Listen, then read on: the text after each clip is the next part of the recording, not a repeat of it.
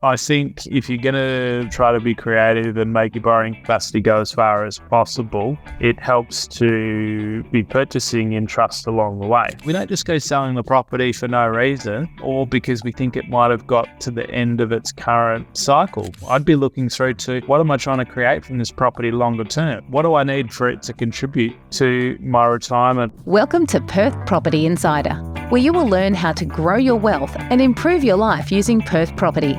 Our show is brought to you by Investors Edge Real Estate, the highly rated and award-winning property management, sales and buyers agency servicing the whole of Perth. Now, here's your host, Jared Mann. G'day and welcome to another episode of Perth Property Insider. I'm your host, Jared Mann, and today I'm going into more of the interesting questions that are getting asked on our Perth Property Investment Facebook group. Got some great ones to dive into with my opinion and 2 cents. Remember to consult professionals, and this is just my take because I don't know your whole situation. So if you're not already a part of the action and community, head on over to Perth Property Investment, search us out and join the Facebook group, and it'd be great to have you along. First question getting asked here is, hello, just wondering for those with the investment property and getting a decent tax return, what would you do with the return? Put it back into the investment property to pay it off, keep some as a buffer for the investment property, or spend on yourself? So I thought I'd cover this one because it speaks to having an overall strategy with what you do with your savings and your money and where best to put that. So I like to have an offset account against my principal place of residence loan because that loan's not tax deductible. And of course, at times, there's people that have already paid that home off. We got to that place and then recently just upgraded. So now I've got a new loan for the principal place of residence again to offset. And it makes sense to park your money there because that's going to be non-deductible loan where the interest that you pay, you can't offset that against your tax. And so when you got your money there, you're effectively making 6.5%, 6 to 6.5% on your money, which is pretty decent considering it's a very low risk option, not like an investment where you can potentially lose it. The whole banking system would have to crash and fall apart to lose the money that's in your offset account. And even then, the government, I think, guarantees up to 200K or 250K of savings. So it always makes sense to park the money in the offset account as opposed to paying it off your actual home loan, because then you get flexibility with what you do with it. If you do want to take a bigger holiday that's planned, you can use that money and you don't have to redraw it from the loan. If you do have an emergency come up or some larger improvements to make on your investment property, you can use that money as well. And all the while, it's saving you on paying interest while being offset against that home.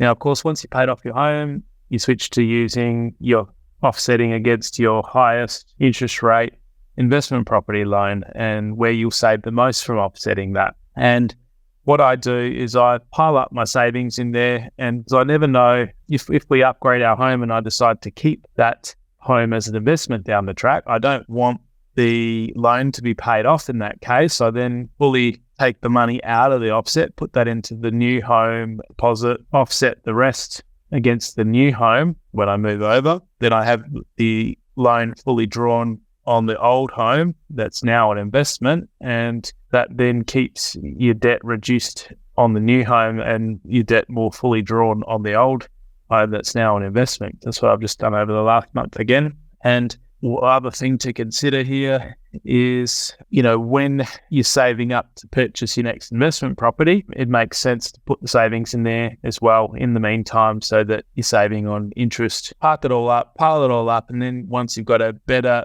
place to invest it and make your money work harder, that's when you can withdraw it and use it towards an investment. Would you use equity or use that savings? Well, most of the time I prefer to use equity, especially if the property's not overly negatively geared. Comes down to how do you make your dollars work hardest for you, and can you still afford the extra negative gearing that comes from using 100% in financing. You do get the extra tax deduction, but you do still have to pay the extra out in order to get the deduction. So don't be making decisions purely based on tax deductions. Hopefully that all makes sense. Flexibility, guaranteed earnings, and a great place to park your money while you're building up enough to invest. So put it in the offset. That's my short answer, if unsure. Now, next question.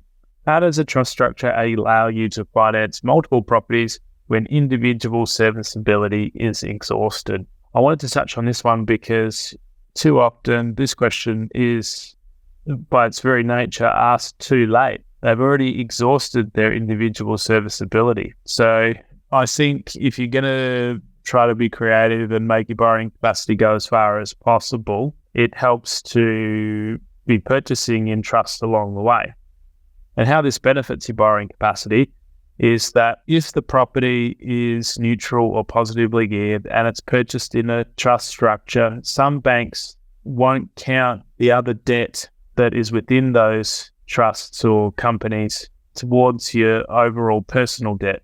They'll just basically pretend they don't exist. And that's the case at the moment with my business. So my business has line of credit, a loan that I originally took towards helping buy out my previous business partner. Some lenders, when they look at that loan, don't count that lending towards my personal situation, and as long as that they just basically assume that it is being paid by the business and being sorted. And that can be the case when you have investment loans basically siloed within those trust structures. The other way that this can potentially work is that if you are purchasing a commercial property and you're looking at what we call lease doc loans, where actual lending is based very much focused on tying in with the term of the lease that is left.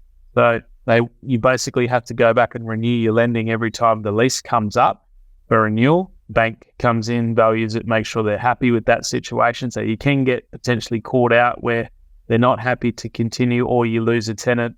They give you a bit of time to find a new tenant, but if you have extended vacancy, you might have issues with your financing and them not willing to continue to leave the loan out to you. But in that case, with a commercial property, the property itself is usually positive, neutral to positively geared. And so that trust structure can stand on itself and not need income from other sources and basically be its own silo. So I've got other friends that are doing that once they tap out their individual serviceability, once it's exhausted.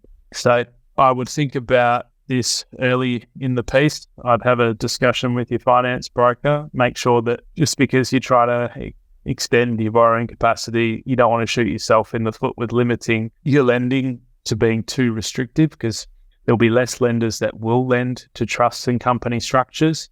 And you need to make sure that it's going to work for you from an accounting perspective as well, not just when you purchase upfront, but you want to look at the cost to pay for your accounting fees. You want to look at how that's going to affect your tax along the way. And then you want to look at how it's going to affect your tax down the track, whatever you might dispose or sell of the property. So not a simple answer other than to give you some ideas for how it can potentially work. And hopefully that helps in seeking out the right professionals and getting their advice. Next question. Hi everyone. My new investment property has a long list of repairs to bring it up to being livable. Should I repair while the property was rented or after the tenant moves out? I'm new to rental property. Much appreciate your advice. Now, on our buyer's agency side, we're always very conscious of identifying what maintenance and things are going to be needed and when. So we usually outline, here's the things you need to do up front. Here's the things you need to do within 6 months.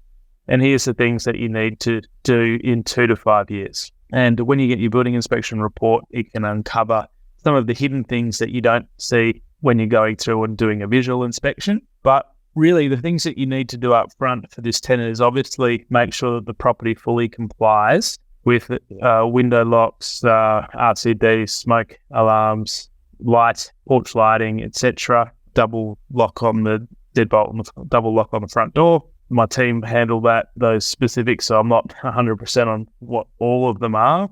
So best to chat to your property manager about each of those. And sorry if I got any of them wrong there and just listing them off. But you want to make sure that the property's livable. When he says bring it up to livable, I'm worried about just how unlivable it currently is. You don't want it to be unsafe in any way, and you want to make sure that it complies with the Residential Tenancies Act requirements and the RCD and smoke alarm requirements. So I would get those things done ASAP as soon as you purchase.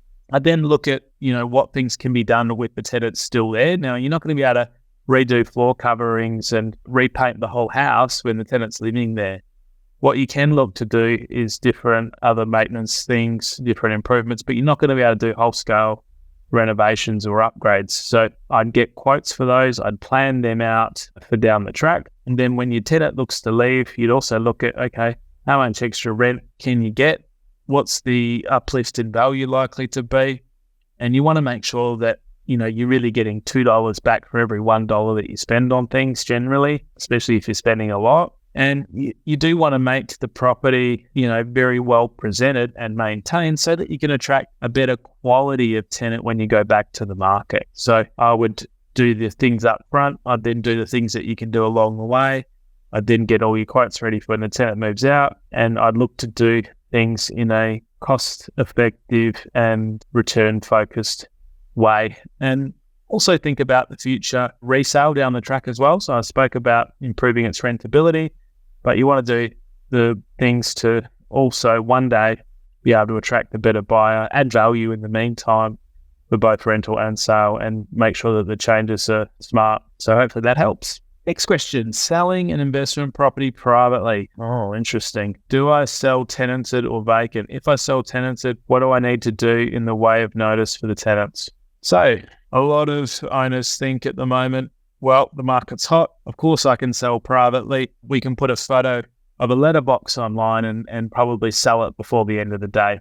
But the interesting thing is that when you're not selling a property, 1 or 2 properties a week, and you're just selling, you might have sold a few in your life before, but you don't understand all the things that you can do to push the price up. And in other episodes, I've covered, my 5 things that I focus on to get the very best price for the property. And having the property well presented is first and foremost. So do you sell when it's tenanted? You only sell when it's tenanted if the tenants are presenting really well.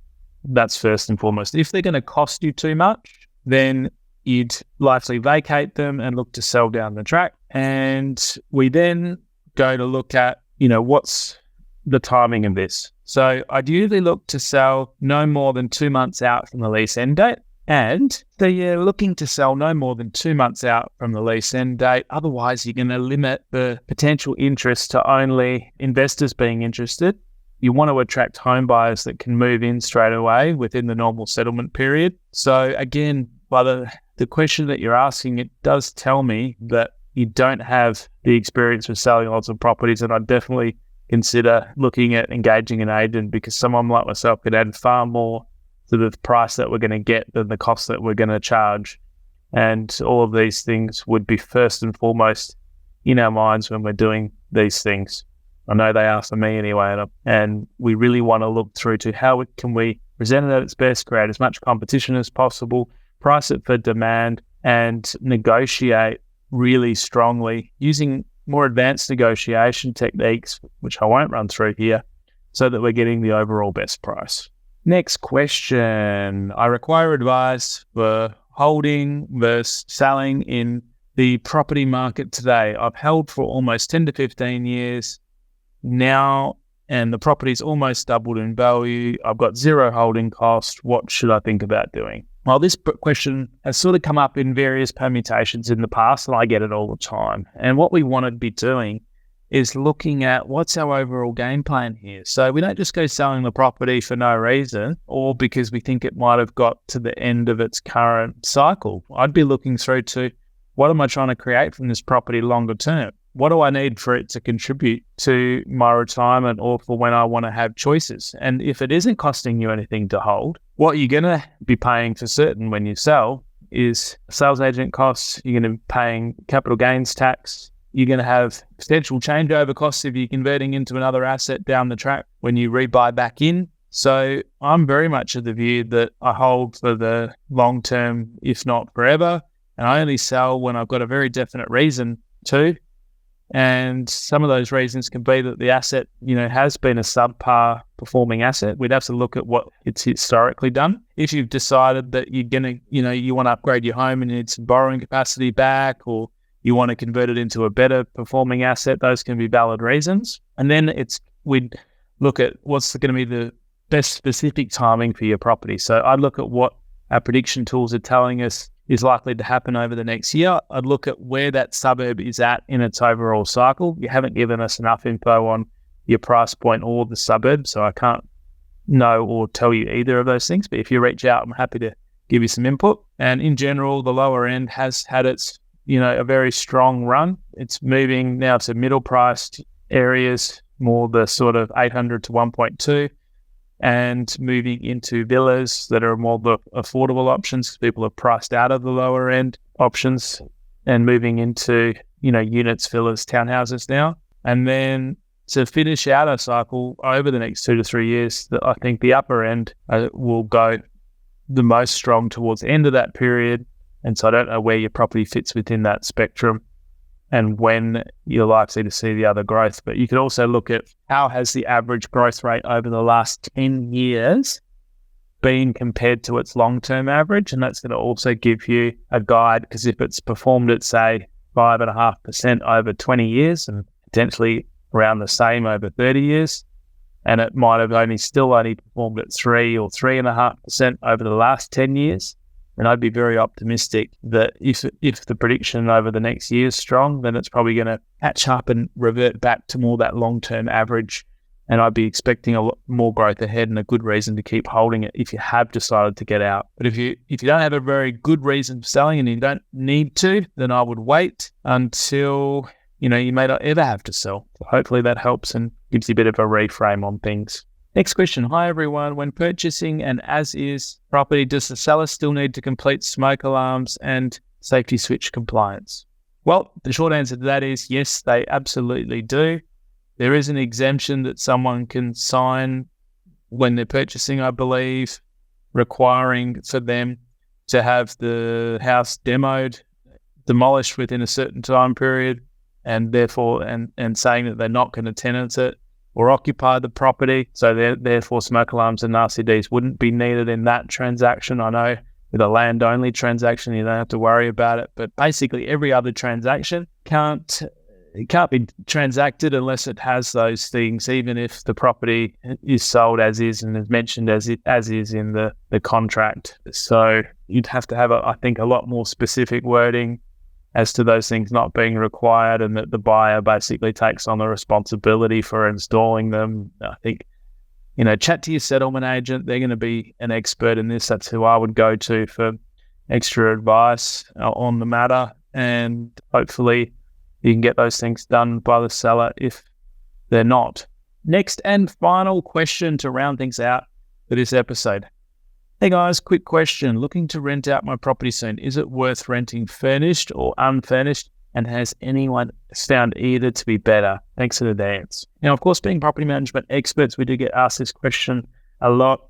And things to consider are that when we rent a property out furnished, we really need to make sure that it's going to suit the area and the demographic, and also gives what we're wanting from the investment on a number of respects, and I'll take you through them. So when we have a furnished property, it does cost that money to fit it all out. We are going to attract a more transient tenant. It's not going to work in certain areas, but it's more suitable for those that are, near the city and near cafe and lifestyle elements, where someone might want to rent shorter term until they find their feet and work out where they want to live. So it's certainly more popular with higher density apartments.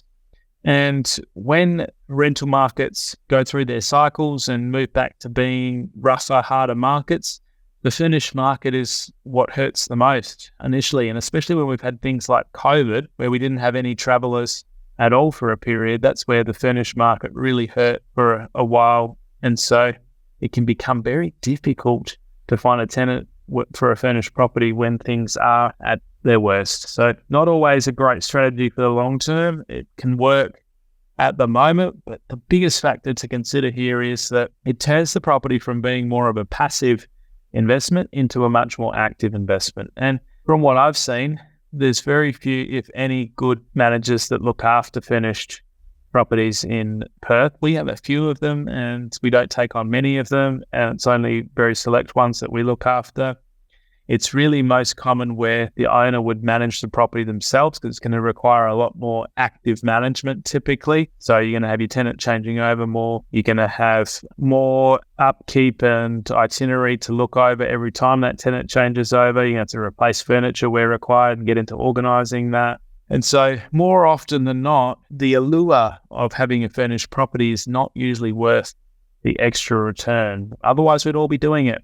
And when the market does go cold, you don't want to be left out in the cold. So not a bad strategy if you want to be hands-on, you want to manage the property yourself and for this time of the market, but not the greatest strategy longer term for a passive buy and hold where you just want to set and forget your investments. So hopefully those questions have been some help and you're putting them in the memory banks for later. If you ever come across someone in this situation or you and yourself are in them, hopefully that's added to your overall knowledge. And thanks for tuning in today. Again, if you're not a member of First Property Investment Facebook group, head on over and join us. And if you've enjoyed this episode, give us a rating or review or share it with friends. Thank you so much. Hey, just a reminder, the information discussed in this podcast is general in nature. As we don't know your specific situation, you should always seek professional advice before taking any action. For free market reports on your suburbs of interest and other helpful resources to grow your wealth, make sure you join my property investor update at investorsedge.com.au/join. And finally, make sure you're a member of our Perth Property Investment Facebook group to be part of the conversation with other like-minded investors, get help to your questions, and get a feel for what's going on out there in the market. I'll see you in the group.